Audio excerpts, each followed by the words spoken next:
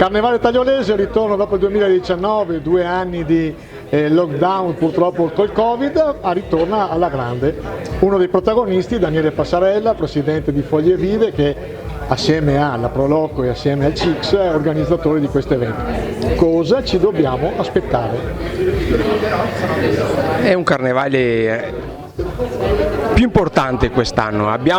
Ti posso bloccare un attimo, proprio al volo? Perché quando si parla di carnevale devi essere più splendido. Carissimo. E quindi adesso quel sorriso e poi tirati via la mascherina, dai, perché è vero che è carnevale, però quella lì è una mascherina che non vorremmo più vedere.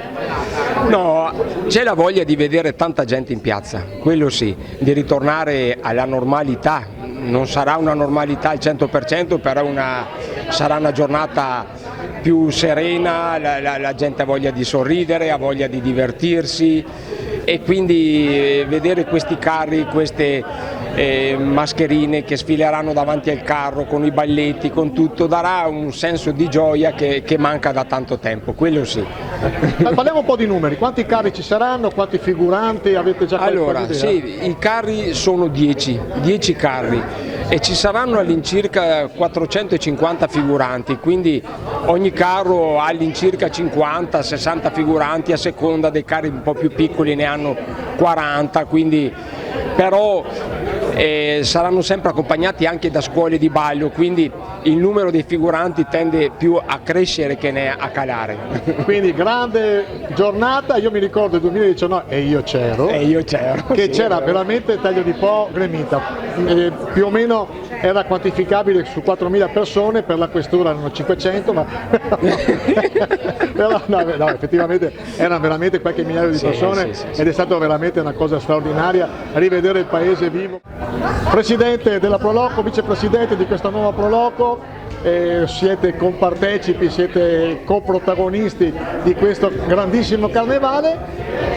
Che zampino ci mette la Proloco e cosa ci dobbiamo aspettare da questo carnevale? Allora, noi abbiamo raccolto la sfida di recuperare questo carnevale che è stato recuperato già 3 anni fa e di cui riconosciamo a Daniele Passarella il fatto di essere il vero motore dell'iniziativa. Però abbiamo voluto partecipare, aderire alla sfida, noi ci mettiamo un po' di risorse finanziarie, poche perché anche il nostro bilancio soffre come tutto il mondo civile, ci mettiamo la nostra disponibilità, ma soprattutto abbiamo voluto allestire un cartellone più organico facendo un'anteprima al Carnevale dei Bambini, perché riteniamo che quella domenica lì i bambini potrebbero trovare pochi spazi per loro, facendo uno spettacolo di cartello, di cartellone la sera prima, perché vogliamo riabituare anche i nostri concittadini a uscire di casa dopo cena, abitudini che hanno perso, e poi facciamo una coda dopo, quindi un cartellone organico, una serie di appuntamenti perché vogliamo far crescere, far ritornare Taglio di Po ai fasti che qualche anno fa gli competevano e che poi si sono spenti per cause non imputabili a nessuno. La mia vicepresidente Anna Visacco è qua, segue un po' tutto il programma, è grintosa, caricatissima e sicuramente ha qualcosa da aggiungere a quello che ho detto io. Ecco, ti presento Anna Visacco. Allora, presentiamo anche il presidente, perché nuova Proloco, però Roberto Prescendi, per chi non lo sapesse, è stato per anni presidente della Proloco, ma soprattutto è stato per anni segretario delle Proloco nazionali, quindi è una certezza e voi giovani vi siete appoggiati a lui. E quindi, prima domanda Anna, siete d'accordo col vecchio? Certamente. Il primo.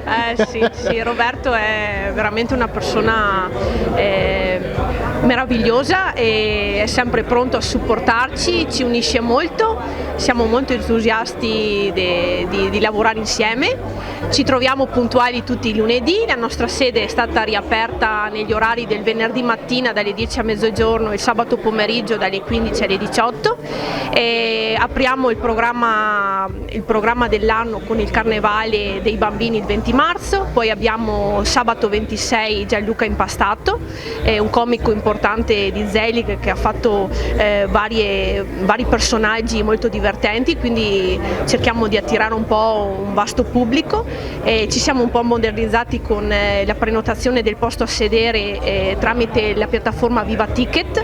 Per chi è meno usa meno il computer può affiancarsi per la prenotazione momentaneamente da Jackie Ski, l'abbigliamento qui di Taglio di Po, e ringraziamo per la disponibilità, però in un futuro apriremo il nostro botteghino presso la Proloco per i prossimi eventi, in modo da avere pubblicità sia tramite il sito, che lo fa gratuitamente, e anche per avere un vasto pubblico che possa partecipare anche al di fuori da Taglio di Po e avere un'attrattiva maggiore per quanto riguarda proprio l'utenza, il bacino di utenza delle persone. Innanzitutto complimenti. Grazie. Io se fossi Prescendi mi preoccuperei, perché tu fra un po' gli prendi il posto. No. Sì. No. Roberto rimane. Roberto, attenzione che qua la gioventù scalpita. No, assolutamente no. No, senza Roberto si fa molta fatica. Allora, siamo con Federica Pozzato, direttrice del CICS. Allora, il CICS, tanto per dire, è un consorzio di cooperative tra i più importanti d'Italia, e questo era stato per sottolineare l'importanza. Quanti soci avete? Curiosità. Ci sono, il CICS ha come soci 5 cooperative, le cooperative al loro interno hanno circa 700 soci, sono tutti artisti e tecnici dello spettacolo, quindi una bella industria, direi, dello spettacolo. Sì. Decisamente la vostra impronta in questo carnevale si sentirà, siete naturalmente in prima linea anche voi per rendere tutto questo in maniera straordinaria. 2019 è successo, 2022 ancora di più. Ma me lo auguro, l'impegno e la speranza e l'intento di tutti è proprio questo. Grazie a tutti coloro che ci stanno sostenendo in questa iniziativa. Se puoi passare il microfono al sindaco, il sindaco è la conclusione del suo mandato. Secondo me, Federica, lui vuole lasciare il segno, vuole lasciare che il carnevale di Taglio di Po diventerà quasi come Viareggio. Sindaco. Potrebbe essere niente di scontato. Adesso vediamo, sicuramente andrà bene la domenica, quando ci vedremo, domenica 27, giusto, perché dopo mi sbaglio sempre con le date.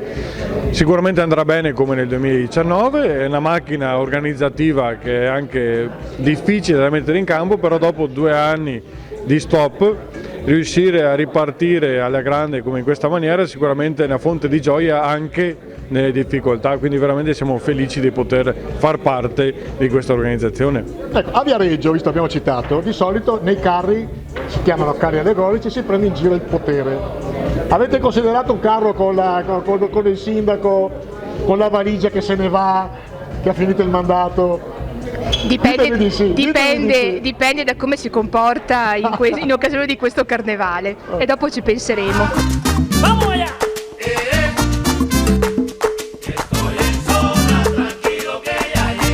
Repítelo. Y como vengo.